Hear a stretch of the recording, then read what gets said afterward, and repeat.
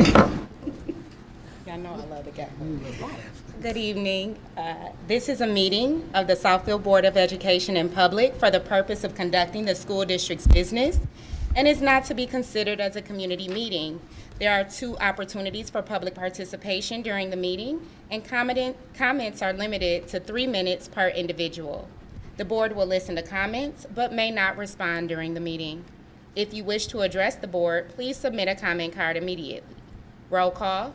Ashanti Bland, Board President. Gerald B. Joyce, Vice President. Yvette Ware Duvall, Board Secretary. Amani Johnson, Board Treasurer. Charles Hicks, Board Trustee. Michael Benison, Board Trustee. Damon A. Payne, Board Representative. Divinity Day. Oh, turn it on with the. Yeah. Test it on. Get it? It's on. Oh, it is on? Uh-huh. Divinity Davis, Student Board Representative. Jennifer Green, Superintendent. Taking minutes this evening is Ms. Paulette Gardner, and our videography services are being provided by M1 Studios. Board matters. Oh, you know what? As a matter of fact, yeah, the Pledge of Allegiance. Sorry. Can we all stand for the Pledge of Allegiance, please? Trustee Hicks, will you lead us in the Pledge of Allegiance? I pledge allegiance To the flag of the United States of America and to the republic for which it stands, one nation, under God, indivisible, with liberty and justice for all. Oh, the dog. You want to do it before or after the other? We can swear him in first. That's what I told him, yeah.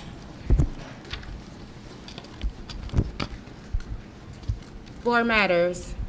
Oath of office for Trustee Michael Benison.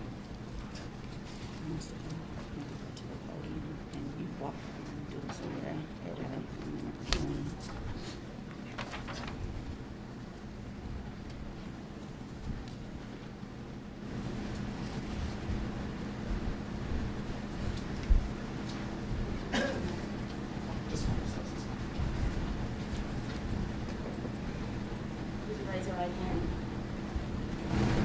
And repeat after me. I solemnly swear I do solemnly swear that I will support the Constitution of the United States that I will support the Constitution of the United States and the Constitution of this state, and the Constitution of this state, and that I will faithfully discharge the duties and that I will faithfully discharge the duties of the office of member of the office of member of the Board of Education of the Board of Education of Southfield Public Schools, of Southfield Public Schools, according to the best of my ability. according to the best of my ability. Congratulations. Thank you.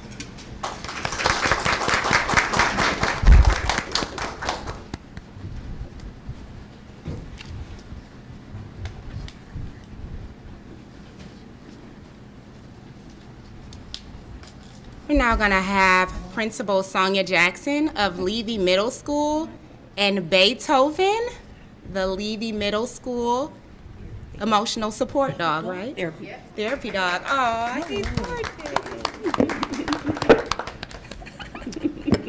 Good evening, board members, Dr. Green, Superintendent.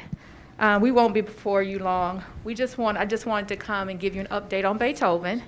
Thank you again for approving Levy Middle School to have a therapy dog. I have here with me this evening, her name is Nanette. She's the dog guru. That's the name of her company. And it is a blessing. He's now in boarding school. So he's been there for 1 week, and I'm going to let Nanette just give you some information about her company. Hi, everybody. Hi. I started doing dog training. Excuse me. Just a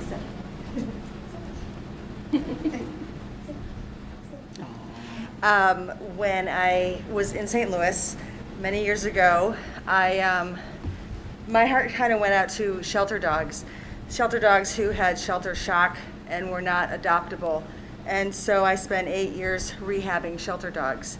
So even though dog training in many people's minds are sit stays and down stays and recalls, There's a lot of behavior training or behavior understanding that needs to happen. So I base all of my training on the behaviors of dogs and psychology thereof. So Beethoven in particular, he is, he's learning his name really well.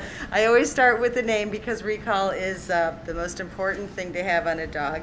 And he's also working on focus. Good.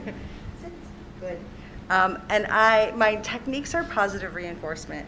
There are a lot of dog trainers out there that use compulsive training, whether it's electric collars, e-collars, pinch collars, different tools. I don't believe in those because, yes, you can probably get your dog to do what you want it to do, but they are not really going to learn. So I use techniques that are positive reinforcement because they have to problem solve what I want them to do. And if they don't problem solve, then they're not going to be thinking dogs and they're not going to be confident dogs.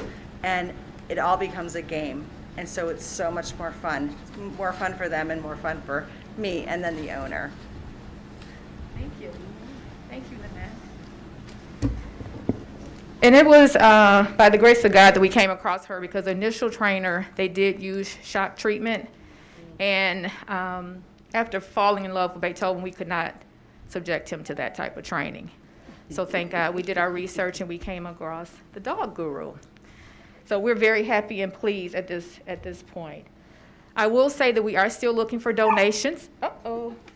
We're looking for donations, so anyone, if you would like to donate to Levy's therapy dog, because it's ongoing care for him, like food, he's chewed probably about 20 leashes. We probably spent about $300 on leashes, so we welcome your donations and also your support, and if anyone would ever want to stop by after his training, feel free to do so. And thanks again for allowing us to have this therapy dog. Thank you. Board President, I have a question, if I may. Excuse me, Ms. Jackson? Yes. Board Secretary? Thank you. Ms. Jackson, if someone would like to donate some of the items that you would need, how would someone go about it? You just contact me. Okay. And if you want to write a check, make it out to Levy Middle School. We already have an account line for that. Send it to finance. Send it to finance, and we will take care of that. Thank you. Thank you. Are there any other questions of the board? Hearing none. Thank you, Ms. Jackson. You're welcome. Thank you. Thank you. Bye, Beethoven. Bye, Beethoven.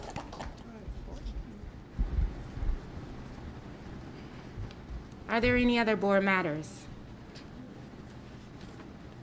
I do have a board matter, if I may. Sure.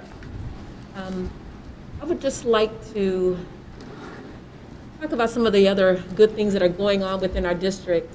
I think a couple of meetings ago, I lifted a few other schools, and today I would like to just mention our honors ceremony that took place on April 19th at Southfield A&T. It was full of 9th through 11th graders with GPAs ranging from 3.4s to 4.0s plus. So there was over 200 students. It was really a wonderful event. They had a keynote speaker. It was very, very refreshing to see a lot of our students who were engaged in their studies and take pride in what they do within our district. So we always look at the gloom and the doom of it all, but remember, Southfield is a gem, and I just wanted to lift the excellent work that our principal, Ms. Hall, is doing, and our assistant principal, Ms. Griffin. So if you all would just give them a round of applause, I would appreciate it. Thank you so much, Board President. Sure. Following with that note, I also would like to recognize a couple of, one is an alumni who has been drafted into the NFL. Another one, Trustee Hicks, did we ever figure out the gentleman's name? We actually had two gentlemen from Southfield Public Schools that were recently drafted into the NFL, so I wanted to congratulate them both. I also would like to congratulate a senior of University High School Academy, Ms. Destiny Hickman, she is Miss Teen, AKA Southfield. So we are definitely doing some great things in Southfield, and we will be remiss not to acknowledge the stellar work that our students are doing. And our fellow alumni. If we pull up that name, I will recognize them both shortly. Did anyone else have a board matter?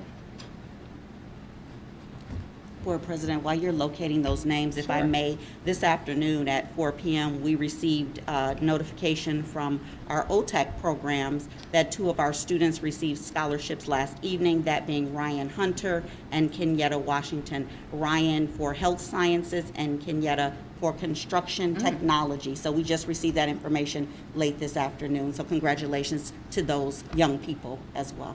Awesome. And we have defensive lineman Enyi Urazurike, who is an alumni of the district. And we also have, let's see who I have here. One more. I believe his name is Dalen. Do you know? Dalen Baldwin. Yes, Dalen His mother Baldwin. is also an assistant principal in our district. Wonderful. Tia So Baldwin. congratulations to both of them, and it's exciting to hear that we're doing good things. If there are no other board matters, report of the student board representatives, Divinity Davis of Southfield High School for the Arts and Technology. Ms. Davis?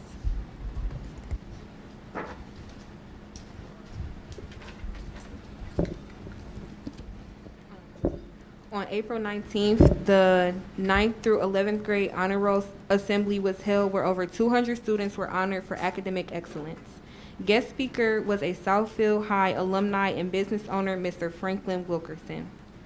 On April 26th, the A&T baseball team went to Comerica Park and attended the Tigers game for the 75th anniversary celebration of Jackie Robinson and his debut in the Major League Baseball.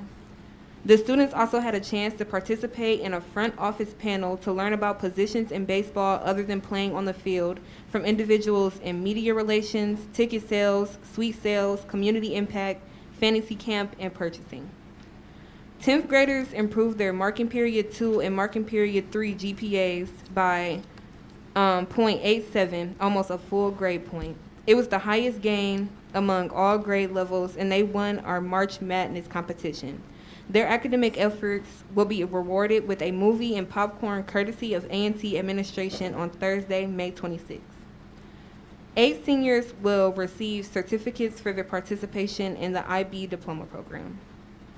A&T senior Kenyatta Washington, who is studying construction technology, was awarded $500 from the Oakland Schools Technology Campus Southeast at the Scholarships for Success Awards program at Oakland Schools last night.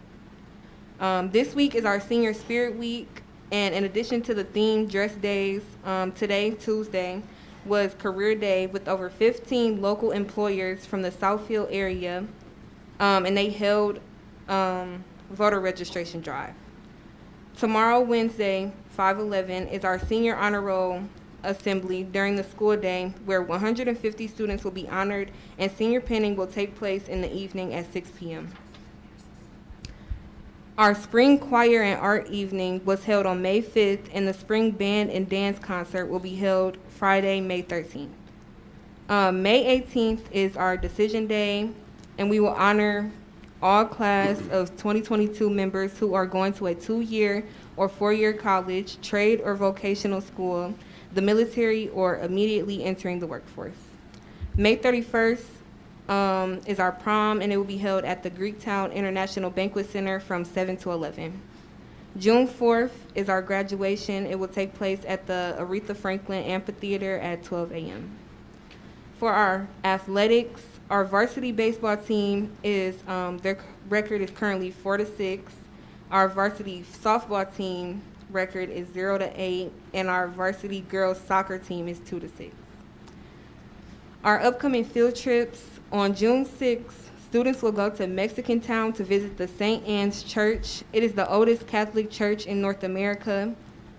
Students will also visit a taqueria, which is a tortilla factory, to see how tortillas are made while embracing Mexican culture. Other various historic cultural landmarks will also be visited during this trip, and it is facilitated by Ms. Kim Porter in the Foreign Language Department. On June 7th, students will participate in an MSU college tour, student panel, and lunch will be provided by the Office of Cultural and Academic Transitions, facilitated by the administration, counseling team, and head baseball coach. On June 9th, students will partake in the Hubbard Massey Mural Art Experience. Today, Hubbard is the only known African-American commissioned fresco artist in America. Students will receive a tour with Hubbard Massey to view his monuments and landmarks. Students will be able to ask questions during the Q&A session scheduled for before and after their tour, facilitated by Ms. Lisa Herman in the art department. Thank you, Divinity. Trustees, are there any questions? Ms. Payne? With the end of the school year approaching, the U has been wrapping up on several things. From April 13th to 14th, the university hosted its spring standardized testing for grades 8 through 11, where they proctored the PSAT, SAT, ACT, and the MSTEP test. The last standardized testing will take place starting the week of May 2nd with AP exams, which will also wrap up this week. In mid-April, the application for incoming university students has closed, and students will be contacted for entrance exam dates and requirements. While we work on ending the school year on a good note, we're also taking measures to prepare for next year. With that being said, interviews for our new dean have started, and the district also held its last professional development day on April 20th. Now I would like to congratulate both the staff and students on helping university become the 11th ranked high school in the entire state. This accolade attests to the great community of hardworking scholars and skillful teachers we have at our school, and our learning community's dedication to higher learning. I would also like to congratulate our National Honor Society on a successful Black Excellent Week. The entire week, students got to show their pride in their culture through themed days and dance classes, and at the end, we got to learn about prominent historical figures through our Black Wax Museum. I would also like to congratulate NHS again for the successful Teacher Appreciation Week. Teachers received flowers, treats, lunch, letters, and many other things sponsored by the NHS Teacher Appreciation Committee. I would like to congratulate Coach Saber in our first in singles and first and third in doubles for placing 5th overall in the tennis league tournament for girls. And lastly, I would like to congratulate our seniors for returning safely from their class trip to Spain and Morocco.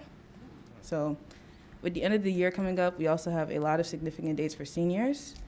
And some of those are the senior final exams, which will take place May 23rd through 25th. Monday, seniors will attend 1st through 6th hour, and then take their 7th and 8th hour exams during the class period, and then they will be dismissed normally at 3 p.m. Similarly, on Tuesday, students will attend their 1st through 3rd hour, take their 5th and 6th hours exams during the class period, and be dismissed after testing. And on the last day of exams, seniors will attend 1st hour, take their 2nd and 3rd hour exams, and be dismissed following their last exam, making that their last day of school. Last day of seniors is May 25th after their 3rd hour exam, where we'll have our senior clap out. The passing of the mace ceremony has been moved today from after school to during 8th hour, once again on May 25th. And our senior graduation rehearsal and cap and gown pickup will be May 26th at 8:45 p.m. And you can also drop your Chromebooks off following the cap and gown pickup. Our prom will be June 1st, and our graduation will be June 4th at 2 p.m., but seniors are expected to arrive at 1 p.m. And important dates for the rest of the school are the 5K race on May 14th, Memorial Day recess, which will be May 27th through 30th, and the last day of 8th graders, which will be June 8th. For grades 9 through 11, final exams will be June 13th through 15th, and it will follow a similar scheduling for this seniors. And they will also have a half day on June 15th, which will be the last day for all students. Lastly, I would like to congratulate the class of 2022 on last Friday's decision day. It's bittersweet for all of us to be going on our own ways, but it's also amazing that the Uni Difference will be extended to so many great colleges. With hundreds of thousands of dollars in scholarships, I have no fear that we'll continue to strive for success in the next chapter of our lives. As a member of the class, I can truly attest to how hardworking we all are. And I'm so proud of us for all of the things we have accomplished in high school and for all of our future endeavors. It has been a fantastic 4 years with you all, and I'm incredibly excited to see what our futures will entail and the many accomplishments we will continue to make. After all, success is the Uni Difference. Thank you so much. I'd like to point out that this will be the last regular board meeting that we will see our student board representatives. They are preparing to graduate, as they just said. For one point of clarification, Southfield A&T's graduation will be at 10 a.m. on the 4th, and UHSA's graduation will be at 2 p.m. We would like to thank you for your service. You have both been extremely pliable during this hybrid season. I know there have been some moments where you have had to adjust your schedules to get here or to be on screen, and we appreciate you very much. We wish you the best in your endeavors. Hopefully you'll stay in touch and keep us posted on what you're doing and how you're doing. And just like to give these young people a round of applause for their service.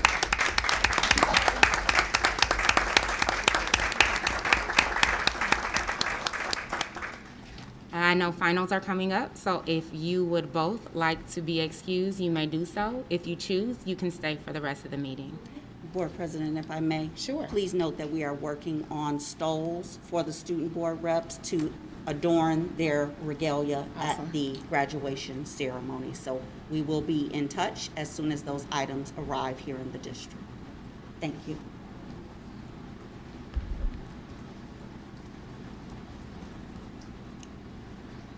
The next order of business is the report of the superintendent. My apologies, Board President. I was so enthralled by the students, I almost forgot I was up next. But there are some very important things happening as we speak in Lansing, the first of which I sent to all of the trustees earlier today. That is a package of bills being proposed by the Senate to address dyslexia. And while we definitely support identifying and addressing literacy needs of our students early, we first want to encourage those in Lansing to address the bills that have already been placed before us, such as Read by Grade 3, to ensure that we are not only fully funding these items, but to also ensure that we are not splintering our efforts in too many facets, to ensure that we are doing our due diligence with our most impressionable young minds as it pertains to their reading, writing, and literacy. That being said, they are also working on the budget for the next fiscal year. The governor presented her budget, and the Senate cut all categoricals from that budget for education. They did, however, include an increase in the foundation allowance in their proposal.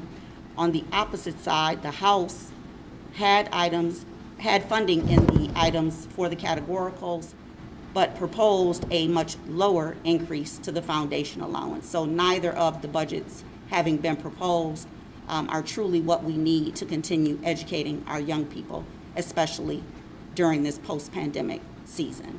So just be mindful of those items happening in Lansing as we speak.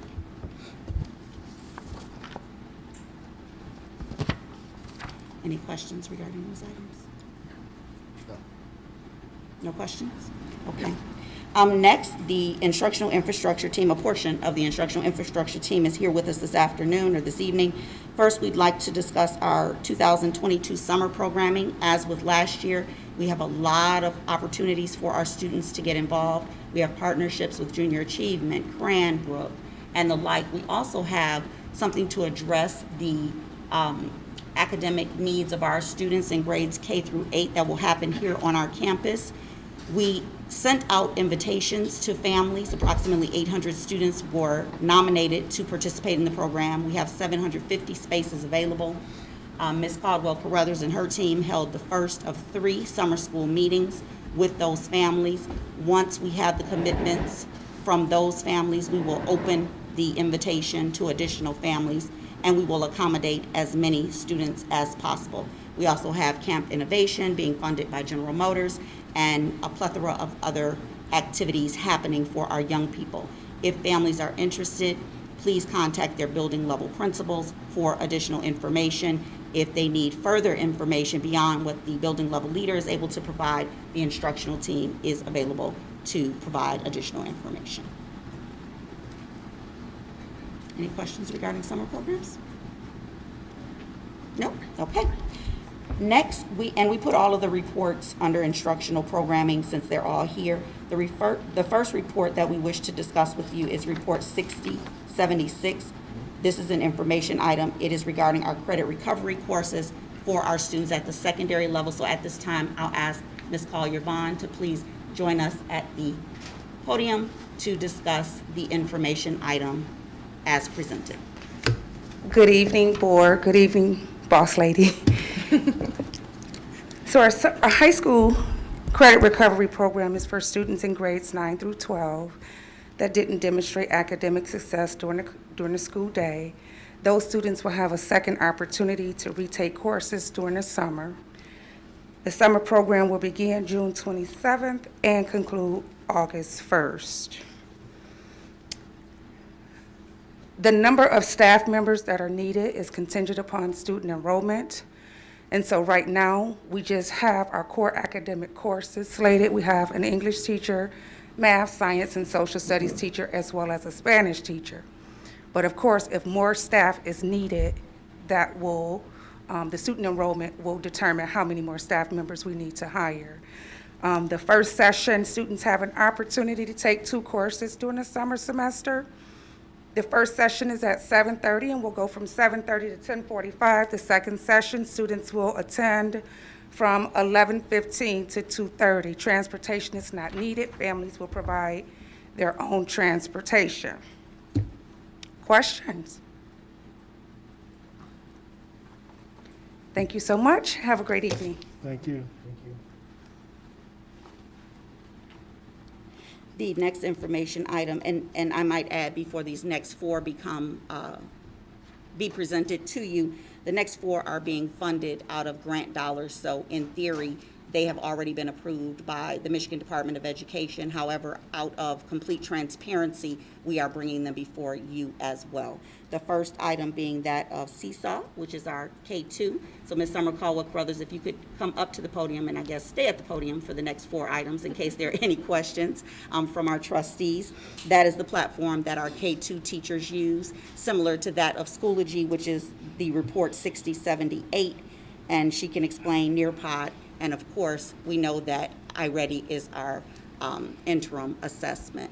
So, Ms. Caldwell-Carruthers, this is your area of expertise. Please explain the 4 items as presented. Sure. Good evening, board, Dr. Green, community.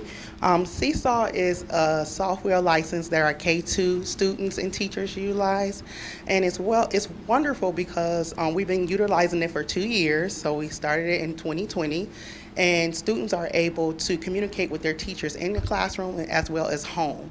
And so if any time that we would have to pivot back to virtual, teachers will be able to utilize that as a learning management platform to communicate with their students. Families also use the platform, and it tracks our students from year to year. And so teachers love this software license as well as our students. And so that's why we're asking for the renewal of Seesaw. Any questions regarding Seesaw?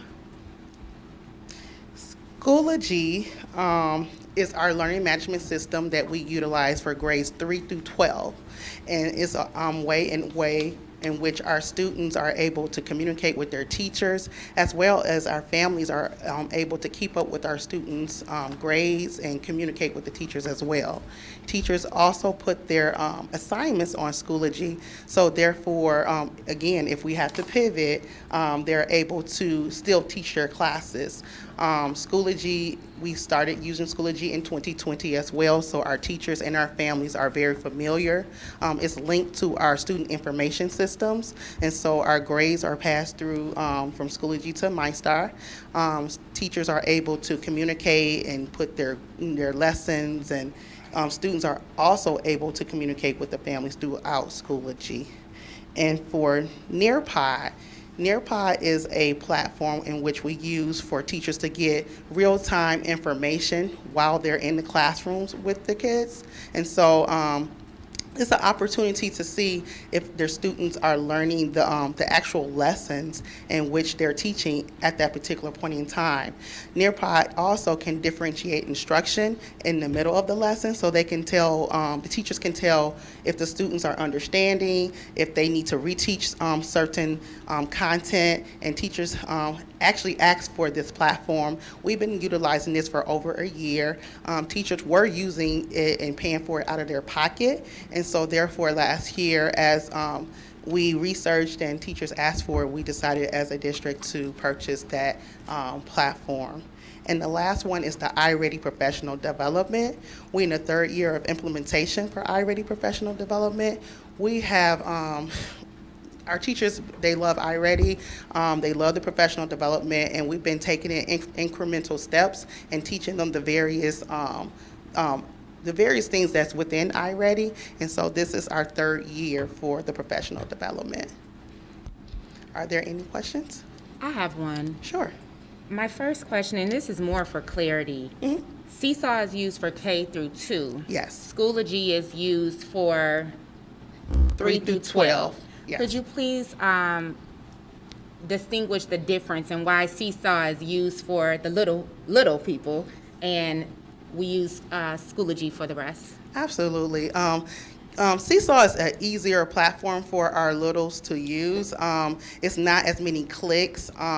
They can just click one button and do what they need to do, versus in grades 3 through 12, it's a little bit more extensive. The teachers can do assessments on Schoology. And in Seesaw, they can do assessments as well, but it's more elementary based. Then Schoology is more for our upper elementary to high school, and so they can do a lot more. It's not that our K2 cannot use Schoology, it's just easier for our K2 to use Seesaw. And I had I had a question and a comment. Sure. Regarding Nearpod, I just wanted to thank you for actually listening to the requests of the staff and providing them something that they were asking for. But I wanted to understand, how did you gather the data to say that teachers wanted to use this item? Was this through surveys, or were there just individual emails? How do we know that Nearpod was something that our staff wanted to use? A little bit of both. We've had surveys, emails, and also they have a free component, and so we can link it through our Clever, which is our single sign-on, and we noticed that teachers were utilizing it. And so as we were doing surveys asking regarding what type of professional development that the teachers would want, they wanted professional development on Nearpod. However, they were telling me that they were paying for it out of their pocket. And so that's how we came together as a team to say that this is something that we need to purchase for our staff. Thank you. You're welcome. Thank you.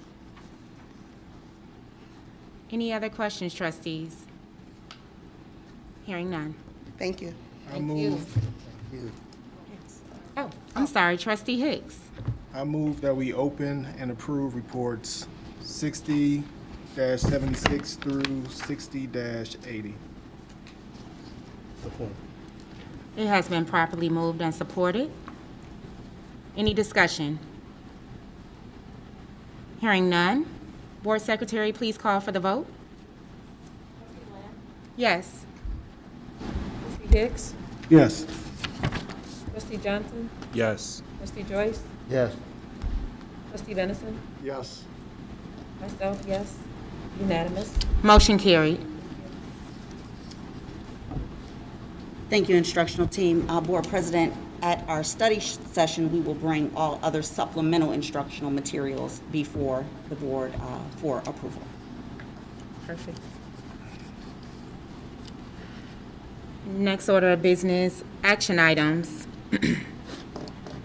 We have the consent agenda, approval of minutes from April 28th, 2022 special meeting.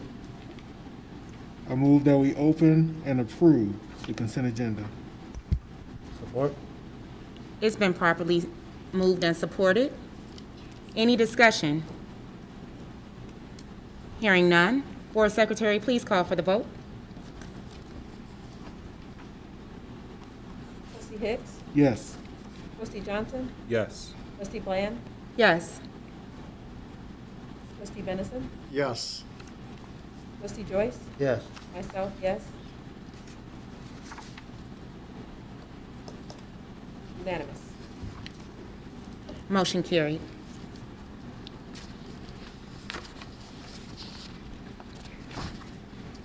Next business item of business is Report 6081, Personnel Action Report.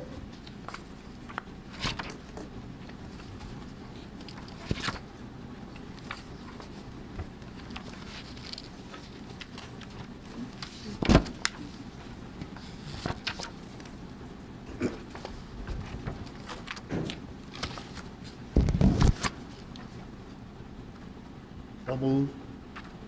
Support. It's been properly moved and supported. Any discussion?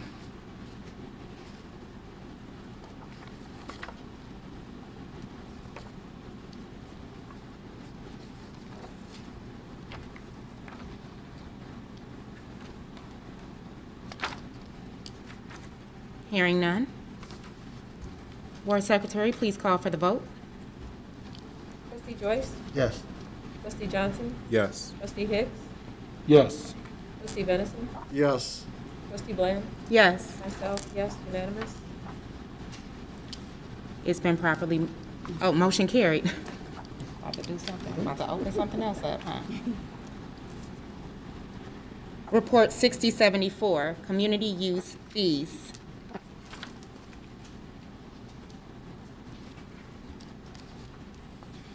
I move to open and approve Report 6074. Support. It's been properly moved and supported. Any discussion? Trustee Hicks. So the question that I had posed prior about exceptions, I mean, I believe that we definitely need to acquire fees or require fees to defray costs for the district. But there are some organizations that should still pay for some of the costs so that it doesn't become a burden on the district, but some of the use fees should be exempt. How do we account for that? I just don't want this to kind of go out to groups that we've had long-standing arrangements or agreements with, and they feel that they now have to pay above and beyond what they currently pay. Board President, if I may, we can work collaboratively to develop administrative guidelines outlining the 4 major categories that have already been approved in our board policy and separate those specific groups out as identified during our last session. I'm good. Thank you. Trustees, any other discussion? Hearing none. Board Secretary, please call for the vote. Trustee Johnson? Yes. Trustee Hicks? Yes. Trustee Bland? Yes. Trustee Venison? Yes. Trustee Joyce? Yes. Myself, yes. Unanimous. Motion carried. Information items. Report 6082, renewal of SFE contract. Yes, Board President. This evening, we have several guests with us from SFE. We have Chef Rodell and Chef Cameron. Chef Cameron is actually the Vice President of SFE, and you all know Chef Rodell, having been with us for several years, and I believe Chef Tynisa is with us as well. They are in their 4th year of the 5-year contract. However, as required by the Michigan Department of Education, we do have to renew every year. So if the 3 of you would like to join us at the podium in case our trustees have any questions of you this evening, I'd greatly appreciate it.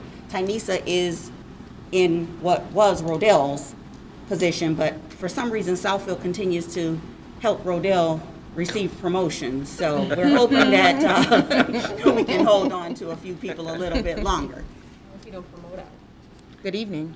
Good evening, everybody. Good evening. I just wanted to kind of go over some of the things that if you don't mind, just highlight some things in comparison to last year, in comparison to this year. Currently, just on breakfast and lunch, we are over $920,000 above on reimbursement from prior year. This is how great your team is doing.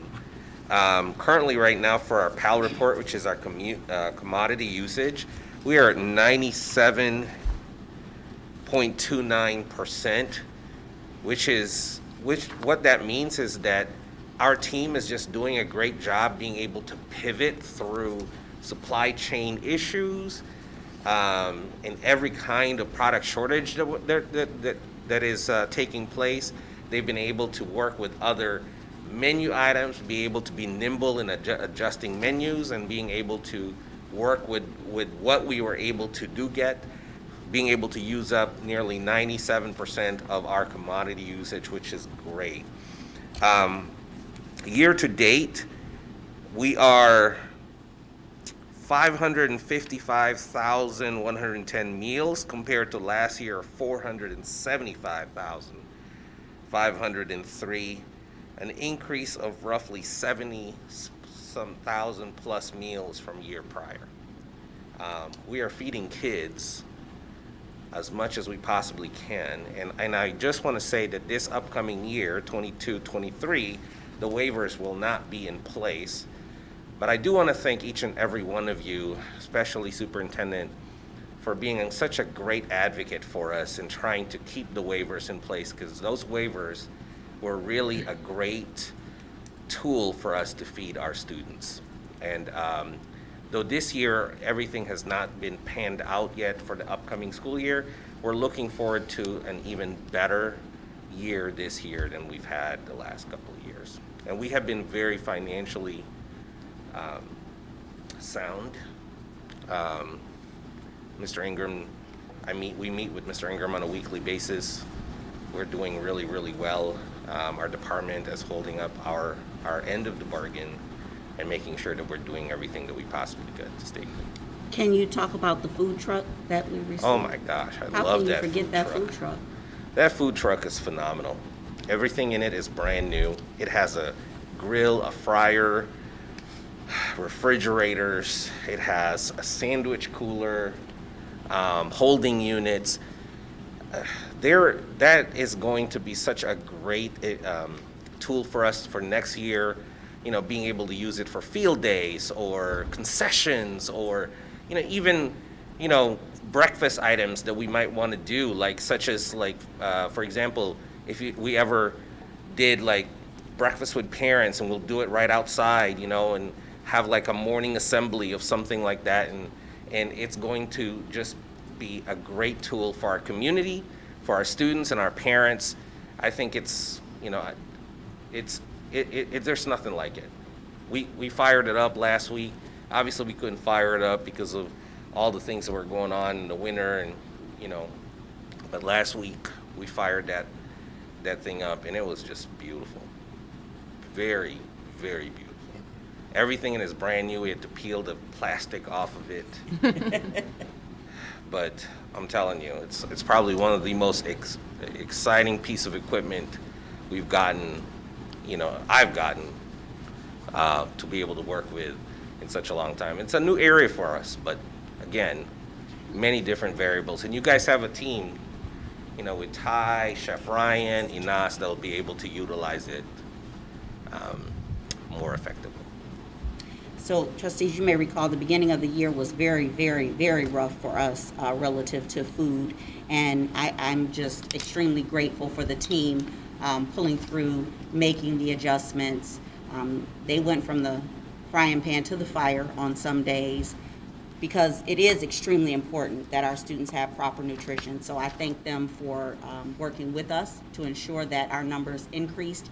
And what was just lifted is extremely important, in that if the federal government does not issue a waiver for next school year, our families will be responsible for their meals. There's currently a bill being proposed by Senator Stabenow, and we're hopeful that that receives bipartisan support. However, any calls, emails, letters that you can send to the federal government advocating for the continued support of nutritional items for our students, as we are still subject to the pandemic, would greatly be appreciated.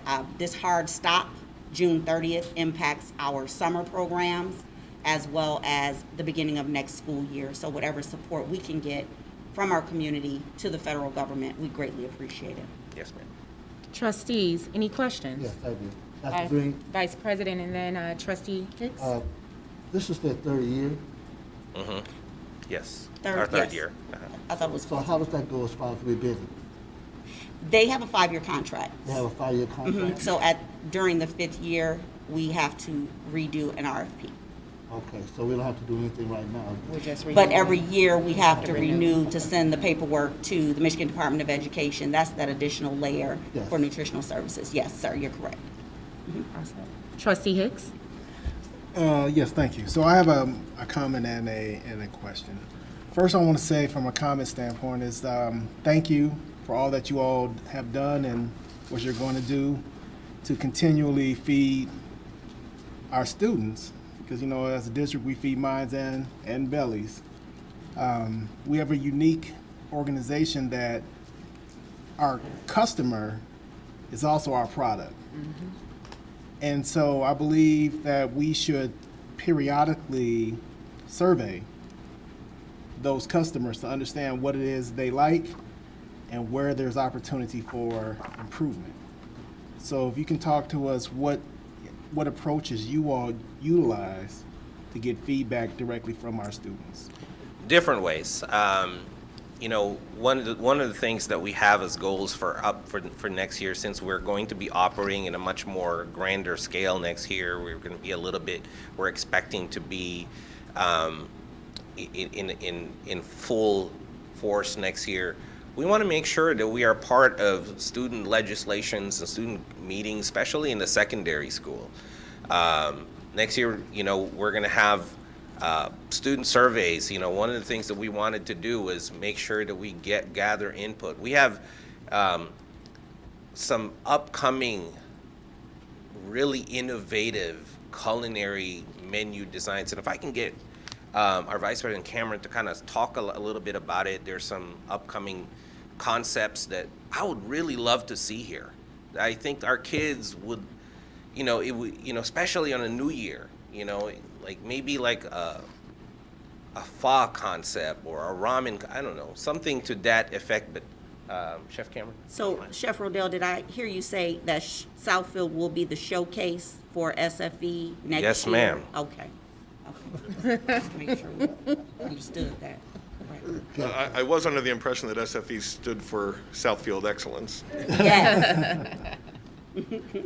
But to speak more to your question, sir, there are two things that we are specifically doing as we go into what we would say are more conventional operations, and that includes having more consistent quarterly outreach to the Student Health Awareness Committee to be able to understand what their preferences are, but not just in what they want to eat and taste, but also how they want to feel when they engage with that food program, so that we can match the dedication that you have educationally with our dedication to them nutritionally.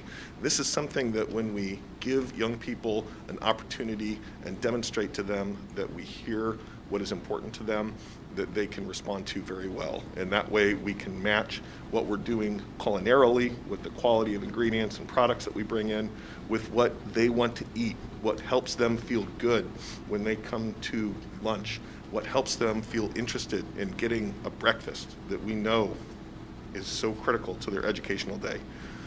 So you will see quarterly surveys coming out supported by our organization. That's the first answer. The second answer is that we have had an innovation in our approach to menuing that comes from a very data-driven understanding of what is popular within each region and each community, empowering Tainisa and her team to be able to make menu decisions which are empirically shown to be favorable to the students in this community based on what they like to eat, what helps them feel good about being at school, what helps them feel encouraged to come with their friends and partake regardless of their circumstances in what we have to offer.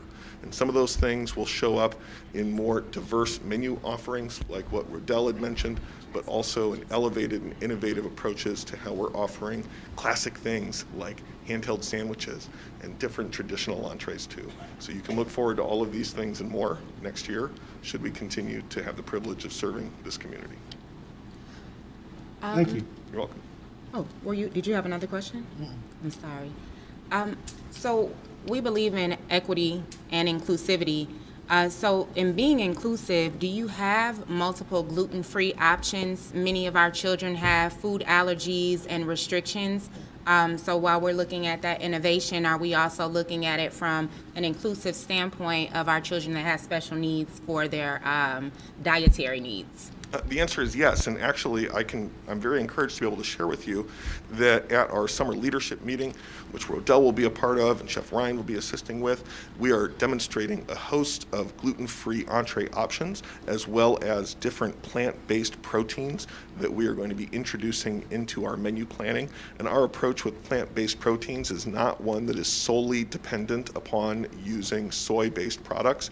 There are a variety of natural-based plant proteins that we are experimenting with within our recipes to make sure that people who have vegetarian interests or gluten-free needs within their dietary options have things that are appealing to them, which when they are requesting from the lunch line, they are not felt to have to self-identify in a way that is segregating or embarrassing to them. We want each of our students, and I mentioned earlier, regardless of their circumstance, and that's all the circumstances that they're in, to feel that they have something that is there for them, because our people are there for them, and we want to make sure that this team can give those things to you. So I appreciate you asking that question, and you can look forward to more gluten-free and plant-based protein options on your menus in the fall. Thank you. And if I may just add to, Madam President, that currently we do have students already that we create specialized menus for already. As you know, in our staff, in our management staff, we do have a nutritional coordinator, which is a registered dietitian currently, Ms. Inas Maki, who is not here today. But when parents make us aware, we create a special menu for these students to be able to accommodate their dietary needs currently. We do that for everyone across the whole entire. I know there's brothers currently right now in one school that we're doing that for, and I'm sure, I think a couple more in a couple of different places. Yeah. So as they come up, we immediately respond right away. Thank you. Trustees, any other questions? Trustee Joyce, Vice President Joyce. If there's no other questions, for report 6082, I move that we support the renewal of SFE contract. It's been properly moved. Support? Any Second. support? It's been properly moved and supported. Any other discussion? Board Secretary, please call for the vote. Trustee Bland? Yes. Trustee Hicks? Yes. Trustee Johnson? Yes. Trustee Joyce? Yes. Trustee Dennison? Yes. Myself, yes, unanimous. Motion carried. Thank you very much. Thank you. Thank you very much.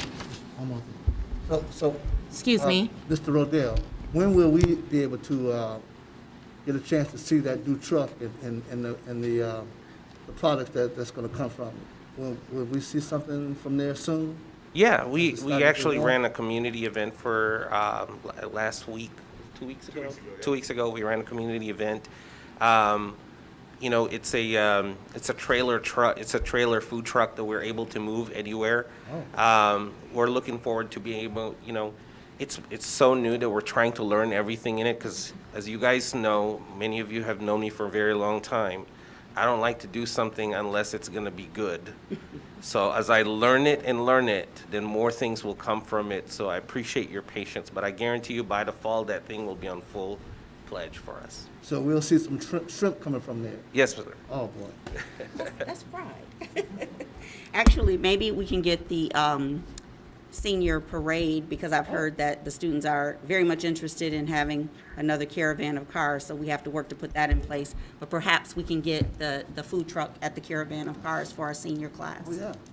Be happy to. Good. Okay, Thank you. thank you. Thank you. Thank you. No, that's awesome.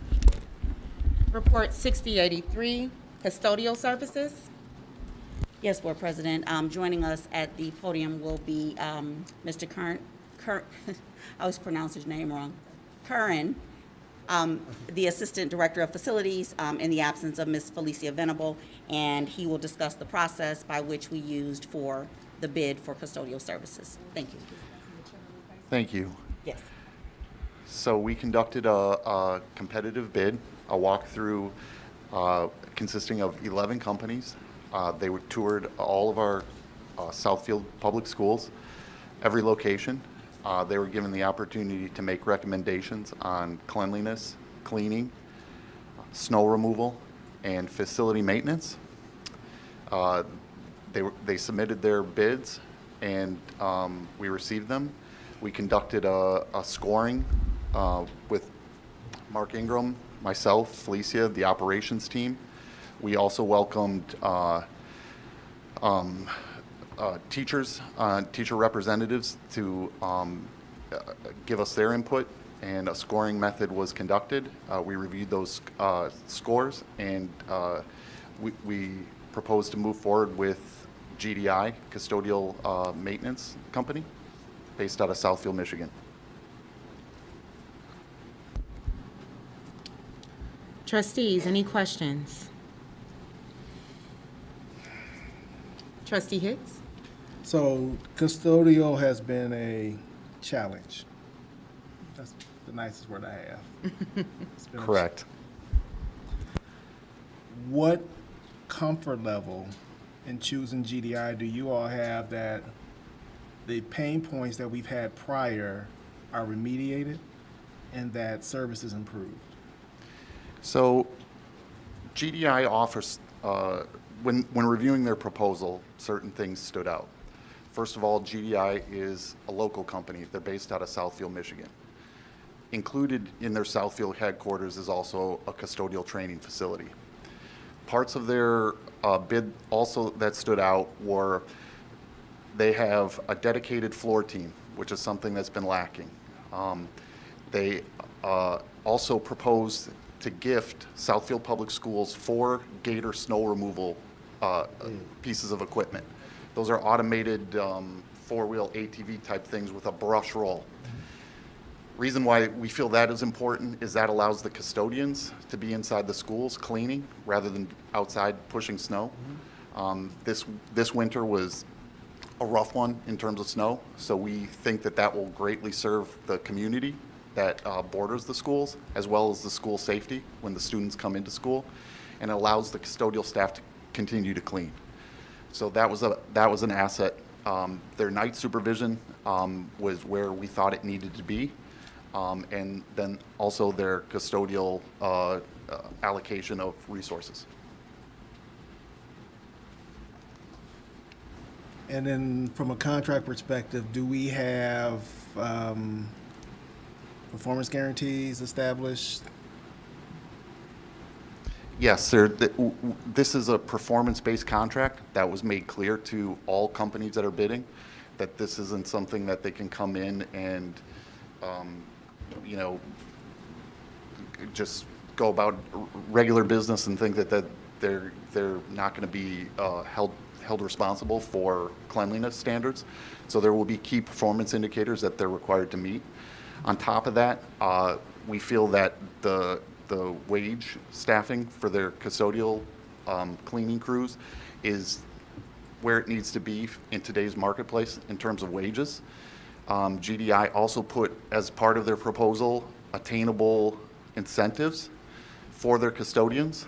So these are reasonable incentives to keep custodians in terms of retention, and then also performance-based bonuses so that their employees stay and are feel like they're invested in the community.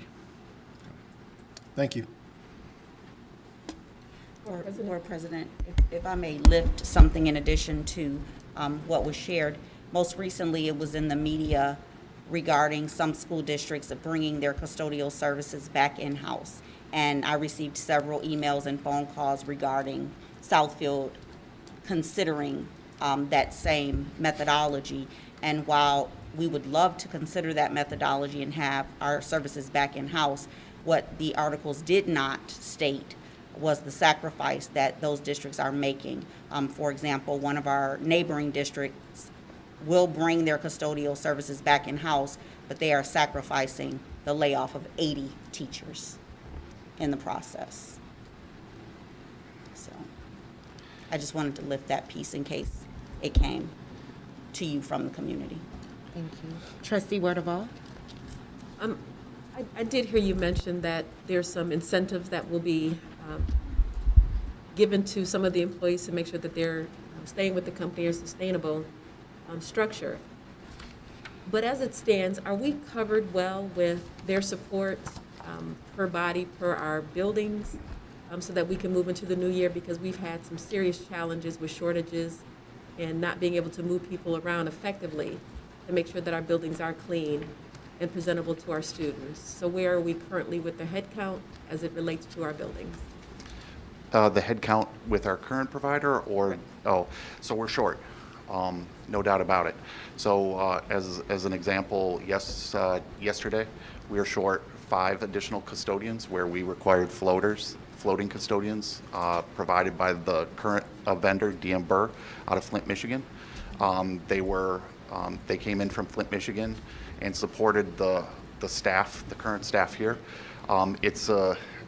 With the uptick in COVID cases, you're going to see an uptick in call-offs, and we've definitely seen that. As the COVID cases have risen, there's been numerous call-offs in regards to the custodial staff. So as a follow-up, how will that align us with GDI? Well, so GDI is a local company. They're a very large company.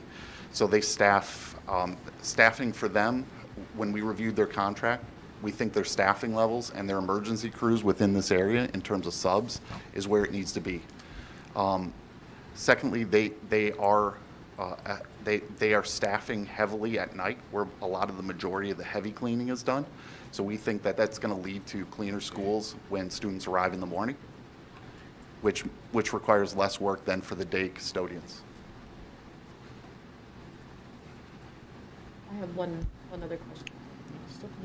Do we have checklists within our schools that they will be accountable for? Yes, so GDI, as part of their proposal, they have a well-documented history of checklists. So there's also going to be a checklist and handoffs from the night custodial crews to the morning crews.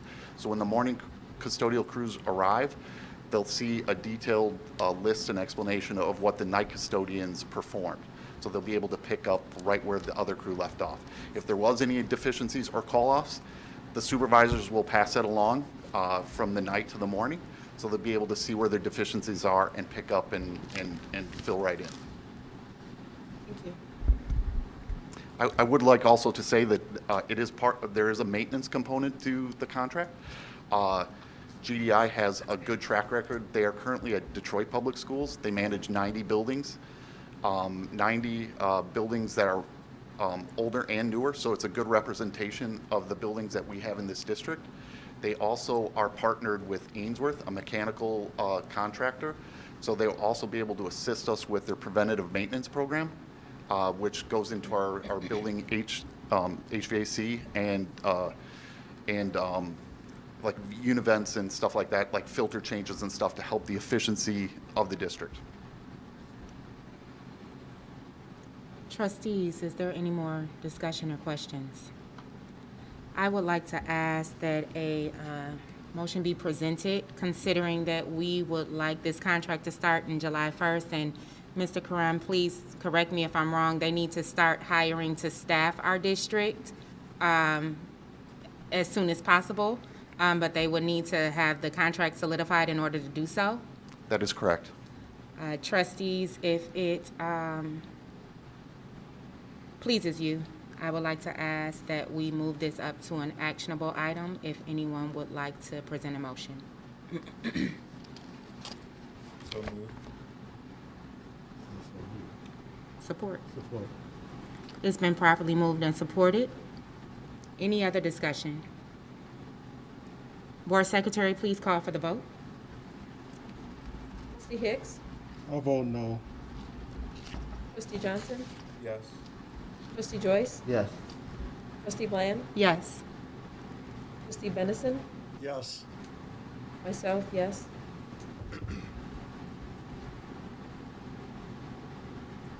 4-1.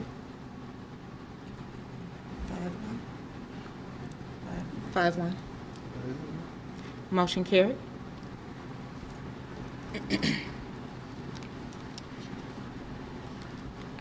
Report 6084, chiller replacement, Bussey Early Childhood Center. Yes, so in fall of 2021, the chiller at Bussey Elementary was determined inoperable. Train, the manufacturer of the chiller, was called out on site, and they did a mechanical assessment, and they determined that the chiller was inoperable. I had a mechanical contractor come out and do a subsequent follow-up on that, and they determined that both of the chiller's compressors are bad. Along with both of the compressors being bad, the electrical is out of date and not working, specifically the capacitor. Train determined that capacitor, due to the age of the chiller, is not able to be reordered. So I contracted 3 companies to do a walkthrough of Massey and do an apples-to-apples bid for a 100-ton temporary chiller to be left on site for the late spring, summer months, and early fall to cool the building. 3 companies that came through were Train, Allied, and Clinetics. Both proposed a temporary 100-ton chiller left on site. And Clinetics came out with the most competitive bid. So it's recommended that we move forward with Clinetics.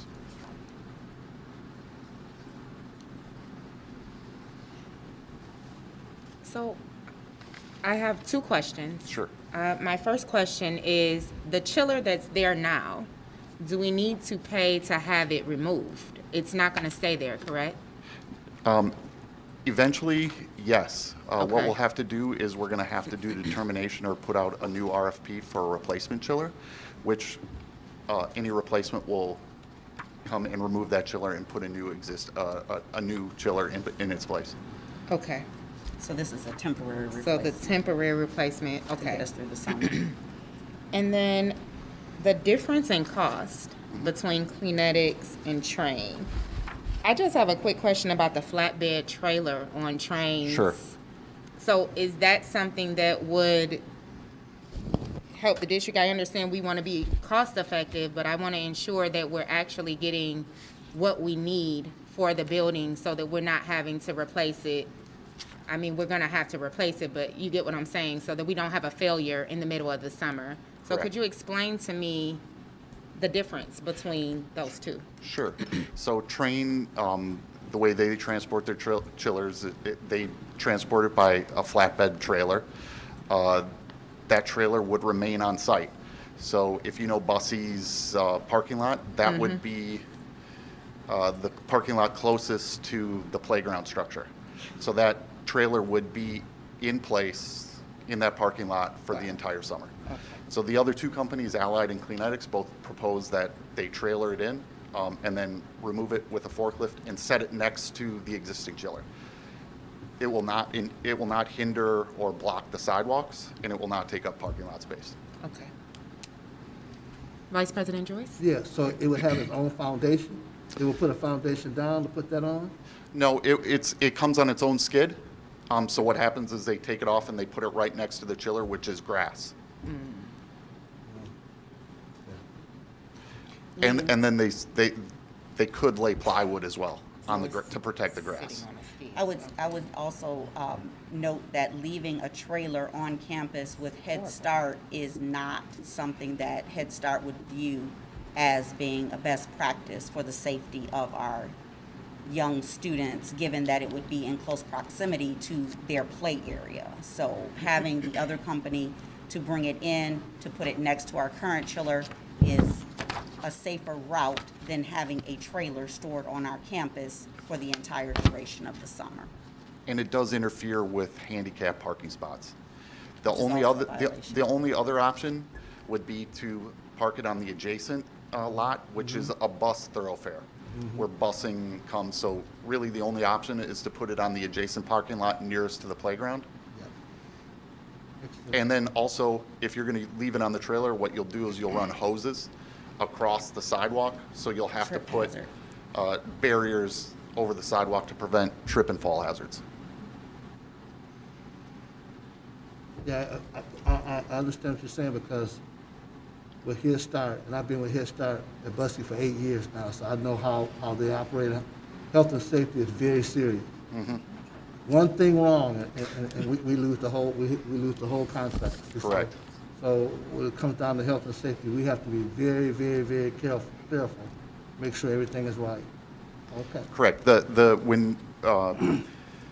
When the trailer or when the chiller is offloaded, putting it next to the existing chiller is going to allow us to go right over the fence.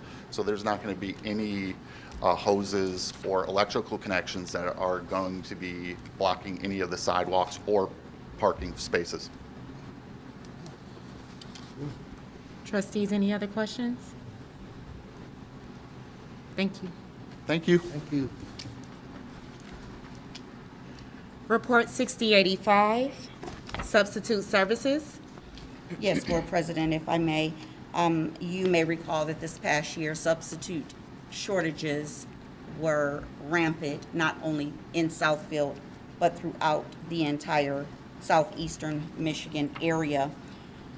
Therefore, we wanted to put out a proposal for other staffing providers to ensure that our staff has ample opportunities to cover classes in the event of illness and/or personal business of our staff members. That being said, there were 3 companies having submitted their information, and the recommendation is that we move away from the company we utilized in the past to that of Kelly Services. Mr. Ingram is here if there are any questions regarding that process. What do we Trustee pay substitute teachers? I'm sorry. What do we pay substitute teachers?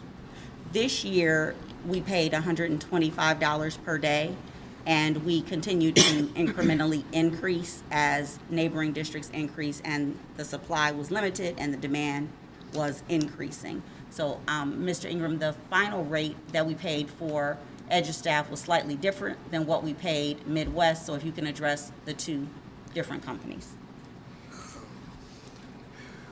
Unfortunately, off the top of my head, I cannot remember.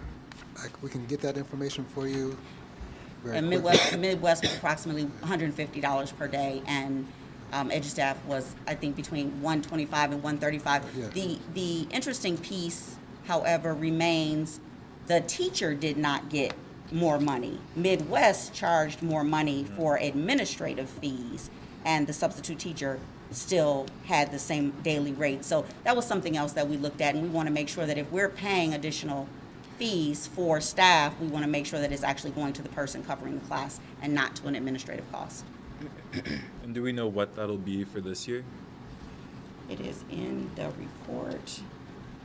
I am not sure what that daily rate is. However, I can get that for you and provide that information to you all. It would be 4365. It's in the impact.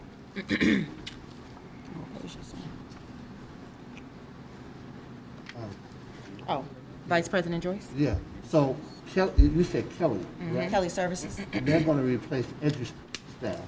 Correct. But EduStaff also has, we also have EduStaff as contracting with buses. That's the next proposal you'll see in the I packet. just wanted to. Yes, sir. make sure that- Absolutely. Okay. Our babies. Yep. So this is for all schools with the exception of buses. Buses, okay. And do we know the daily rate for subs for this year coming up? For Kelly Services? Yeah. The rate is determined by the school district, not necessarily by Kelly Services. There's a standard rate in which most districts utilize. Okay. Before the pandemic, it was approximately $95 per day. And we incrementally increased based on supply and demand. And as I stated, we found ourselves between $125 a day and $135 a day.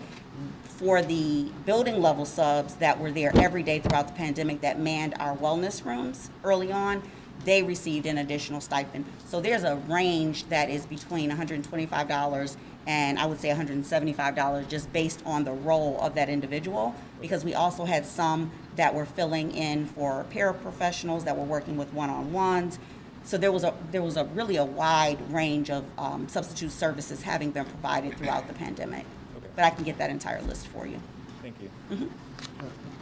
So my concern is in the past, we had substitute teachers that lived in our district that didn't they overlooked Southfield and went to other districts because of a higher pay. You know, it was better in their pocket to go to other school districts. Is Kelly going to help us to eliminate that problem and get more of those residents who live and substitute living in our district to actually service our district? Well, to your point, and I remember we've had this conversation several times as you lifted various individuals to my attention, we had to dig a little deeper to find out why.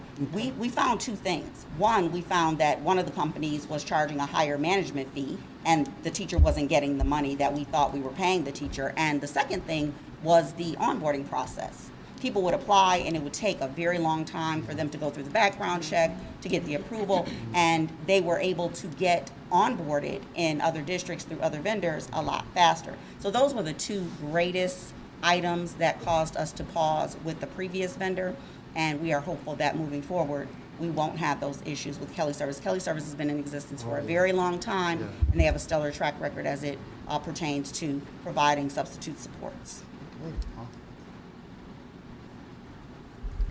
Trustees, any other questions? Hearing none, thank you, Mr. Ingram. Thank you, sir. Report 6086. Yes, that is indeed the third-party employment and payroll services for that of Bussey. And this RFP was very, very specific to that of our early childhood program.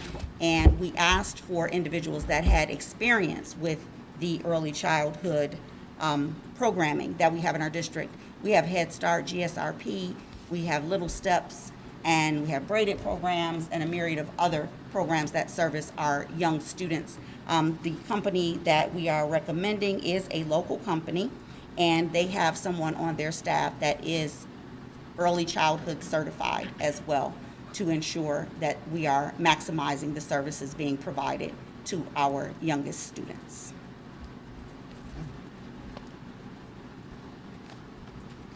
Thank you, Dr. Green. Any questions? Any discussion, trustees? Any questions? Report 6087, is that MRS? It is. That is one of our favorite programs, and we have with us this evening Dr. Freeman to address any questions that you may have regarding the Michigan Rehabilitation Services. And while we are paying a certain amount, we are receiving 4 times the amount of service from MRS, but this is our portion or our in-kind to the program. So Dr. Freeman, please, if you would address MRS. Dr. Freeman is addressing Dr. Freeman is addressing 87, 88, 89, and 90. Is that correct? That is correct. That is correct. Thank you, We Dr. tried to Freeman. bundle Yes. them together. Thank you. Good evening, board members. Good evening, evening. superintendent and community members. We're very excited to continue this partnership with Michigan Rehabilitation Services that provides our direct support for our students at our high schools. It is our School to Work program.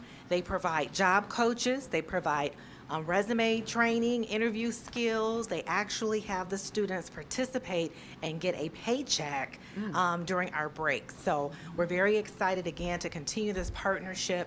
We pay $12,000, but we get $44,000 worth of services. And they actually go to the high school and teach a class. Wow. So it's really a wonderful partnership, and we're hoping to continue this collaborative effort. I will go on and speak about Procare. Procare is another partnership, and we partnered with them about 5 years ago. They have been very instrumental in helping us to fill high-demand positions. Right now, we have a behavior specialist that is working with one of our students, and it has been phenomenal. So we post for positions, and sometimes we just don't have candidates due to the critical shortages in our department. But they have been very resourceful in helping us to find key candidates that have truly made a difference in the lives of students with disabilities. So again, we're hoping to continue that partnership as well. And Dr. Freeman, if I can add, that is for services in which we cannot fill exclusively. Yes. We will continue to seek and garner candidates. Absolutely. However, in the event we are unable to fill, that is when we would leverage this partnership to remain compliant by law. Yes, thank you, Dr. Green, for lifting that, because right now, we have a couple of our prayer professionals that are covering classes. They're doing a masterful job, but when they go and actually cover the class, then we have to cover their position. And so again, still creating a gap. So thank you. It is definitely to be in compliant, but most importantly, to do what's right for the student and keep everyone safe. Absolutely. The other actual contract that we have is with Career Staff. Career Staff is our nursing company. We actually have 5 nurses in the district right now, and some of our health challenges with our students continues to grow. So we're always, very supportive of our nurses. They have been very supportive of us during this time, whether they were here when we were actually having COVID clinics. They also ride the bus with some of our students. They actually drive to the homes of our students, park their car, and ride the bus, because some students require 24-hour, around-the-clock nursing care. And last but not least is... Just 1 minute. I'm sorry. Dr. Freeman, that nursing staff, they've been with us for a little while, haven't they? They've been with us now for about 3 years. Okay. I'm sorry. And the last company is Staff Connections. That is our OT-PT service provider. And they have been their first year. They've completed their first year, and it has been really a wonderful experience for them. They've come in and hit the ground running. They've built relationships with families, and we're very pleased to continue and recommend that contract as well. And if I may lift, last year this time, we did have a trustee concerned about the transition from the previous company to this company. Since this company has been implemented with full fidelity, that trustee has both stated to me and put in writing that they are quite pleased with the services having been provided this year. So in the absence of that trustee, I did wish to lift that into the conversation. And thank you again, Dr. Green, for lifting that. One of our physical therapists has started a Monday parent class where parents are coming in to our service center and actually getting training so that they can, again, support their youngster at home. So they have done a great job and continue to go above and beyond when it comes to not only supporting the students, but instrumental in training parents. What questions might you have for me? I love Dr. Freeman. That was nice. Yes. Any questions, trustees? I would like to move to make reports 6087, 6088, 6089, and 6090 actionable. Support. It's been properly moved and supported. Are there any discussion, questions, any concerns? Trustee Hicks? Not really a discussion or concern. It's just more a request that these be brought to study session as opposed to regular board meeting. I don't have any objection to approving any of them, but I don't think regular meeting is a good time to go through this many informational items. Understood.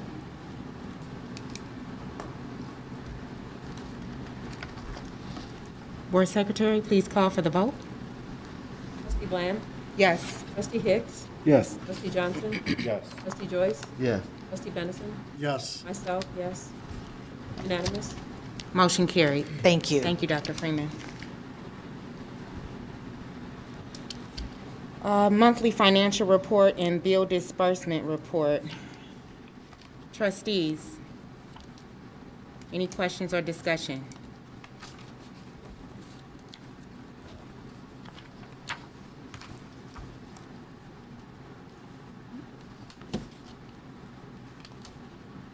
Hearing none. Before we move on to public participation,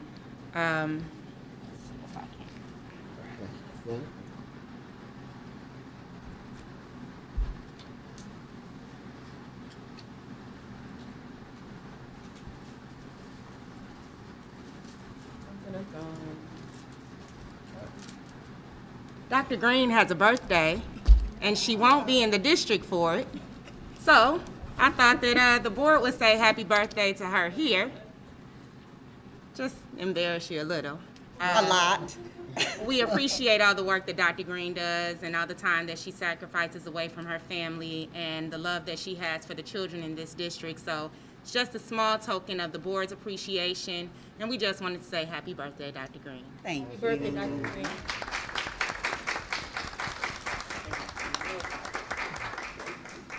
Can I come around and hug everybody? Yes, go ahead. Absolutely. Since you messed up the whole meeting. And will everyone promise to keep my baby safe when I'm not here on Friday? We will try our best. We will Everyone's on duty try our Friday. best. We're on duty. Everyone's on duty Friday. Thank you. Numbers will be published. The numbers will be published. Get my baby over here.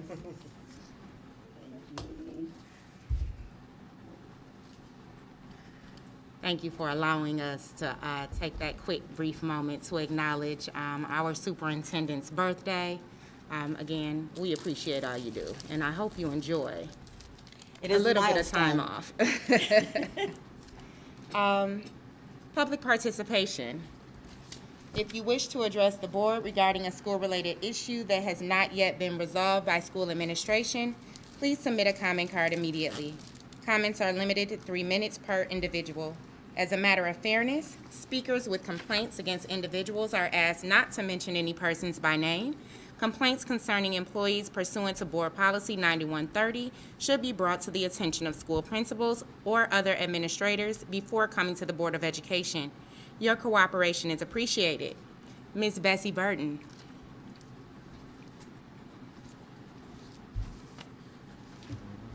That's it. Good evening, Good evening. Board and Superintendent and the community. My name is Bessie Burden, 25645 Grand Concourse, Southfield, Michigan. I'd like to say, first of all, Destiny Hickman is my mentee. She was not only the AKA Teen of the Year, she was Miss Congeniality, Miss Leadership, as well as most community services by an AKA Teen. And earlier I had heard mention about the gems of Southfield. And I certainly know that University High School Academy and MacArthur are gems, but all of our schools should be gems. Which brings me to what I wanted to bring forward tonight. Earlier today, and I don't see Michael Griffin, but I'd like to say thank you for her allowing the AKA sorority to come in and do voter registration. We registered over 55 kids, and That's awesome. It is. and I talked to many, many students.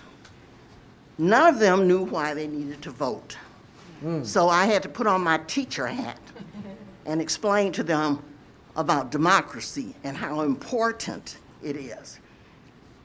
And I felt that's something that should be going on in the classrooms. They should be talking to the kids about civic things, which I understand civics is no longer taught, but it's also taught in history. So that should be brought into the classroom. So none of the students knew anything about voting. And we also had a form that we gave out pertaining to the John Lewis bill for them to take home to their parents and educate them to call their senators and encourage their senators to get this bill passed. And when we gave that information out, once again, teachable moment, I talked to them about who John Lewis was, and he always talked about good trouble. And I said, I want all of you to have good trouble in life, passing on things that are pertinent. Well, talking to so many of the kids, I asked one question. I said, what's the name of your principal? None of them knew. And these are the comments. There's no presence in the principal standing in the hallway. She stays in her office, and they couldn't think of her name. I told them to have their parents to come to board meetings and express their concern about what's going on in this school. Southfield A&T should be a gym as well. A junior who's going to be 18 in August, he mentioned that he didn't know his counselor's name, and he didn't know who to go to get information that would help him to decide on what college he wants to go to and how he can get there. That's the problem. You've had 4 principals in the last 4 years. That's a problem. You have principals who have left, a principal who left in December, an assistant principal who left in February, not even finishing out the school year. That's a problem. Teachers are not paid what they should be paid, and they totally are worthy, as well as administrators. So in listening to you, Dr. Green, when it came to substitute teachers, well, if the teachers are made to feel like they are valued, then it would cut down on your substitute teachers. Another thing that was mentioned, excuse me, is that there are students who are in the 12th grade who can't read. That's appalling, because there should not be a kid who is matriculated to the 12th grade and can't read. That is a major problem. And let me also say that we do have excellent teachers in this district. Many of the excellent teachers have left this district. Another problem. So you need to try to maintain the ones that you have by paying them for their services and for them to continue to provide good service to these students in our community. Thank you. Thank you, Ms. Burden. For the good of the order, trustees. I would like to say happy belated Mother's Day to all of the staffs and community. You just heard from my mother, and you see why I serve, because of women like her who choose to support and serve her community, which is one of the reasons why I'm here today. And I do thank you, Mom, for all that you've done and do, and I love you.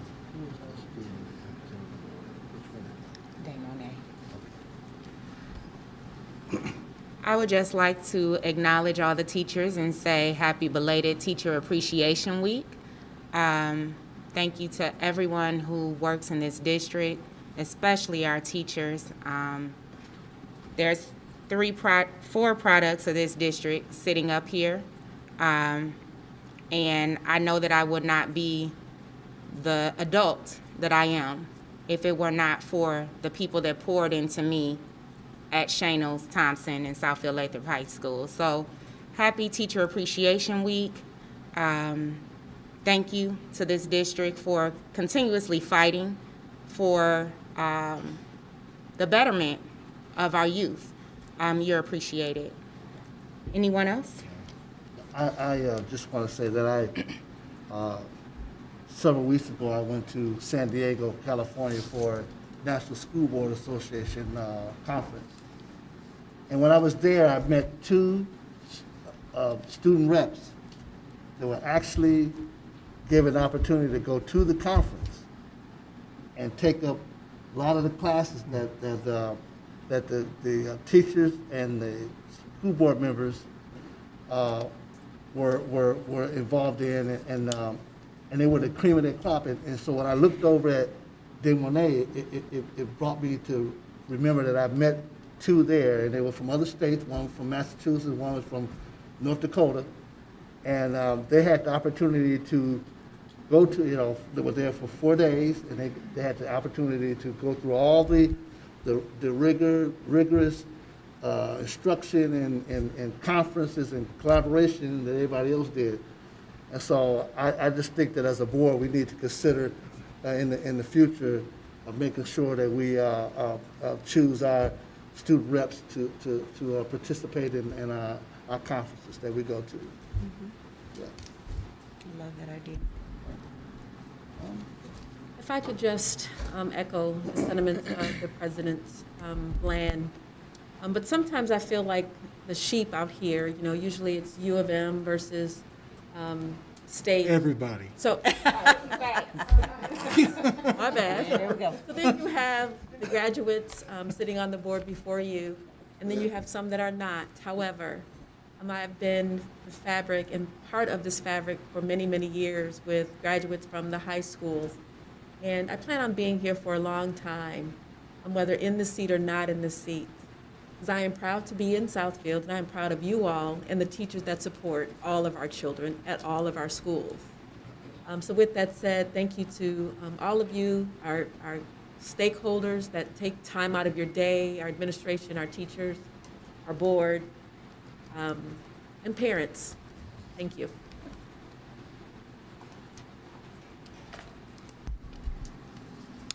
Yes, Ms. Payne.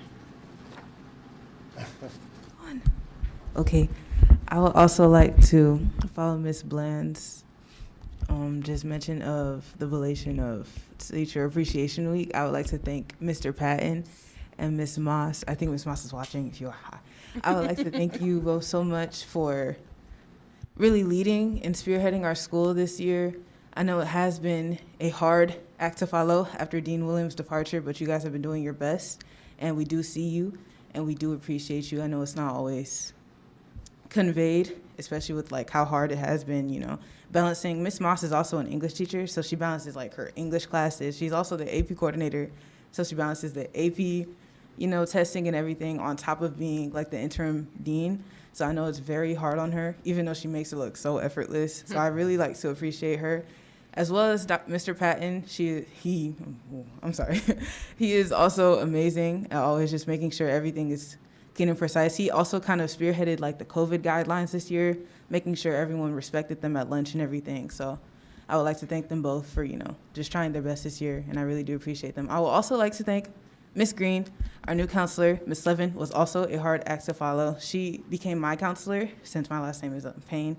And Ms. Levin and me, we always had a great relationship, and I was sad to see her go. But Ms. Green, she also has been advocating for me. She just wrote me a recommendation for a scholarship, and it was amazing, even though like I've only known her for 2 months.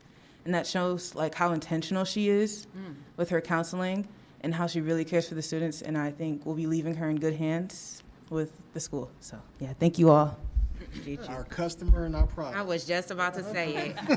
And to those of you who don't know, Ms. Moss is also a product of Southfield Public Schools. Grew up with her. She is a graduate of Southfield Lathrop, so it's proof, right, of what we're doing. And thank you for sharing that. We appreciate you. Anyone else for the good of the order? Trustee Benison? Good evening, community. I would also like to say happy Teacher Appreciation Week as well. There is a special teacher in the audience this evening that really helped mold me into who I am today, both professionally and personally at a very young age, and that is Miss Beverly Hicks. Miss Hicks, could you please stand, if you don't mind? From a very early age on, she has just been a mentor, a coach, and again, I would not be the person who I am today if it was not for this woman right here. So thank you again for all that you do and continue to do. Anyone else for the good of the order? Future meetings. Wednesday, May 11th, Capital Bond Proposal Board Retreat at JWE at 9 a.m. Tuesday, May 24th, 2022, Special Meeting Study Session at JWE at 6:30 p.m. Meeting is adjourned at 8:41.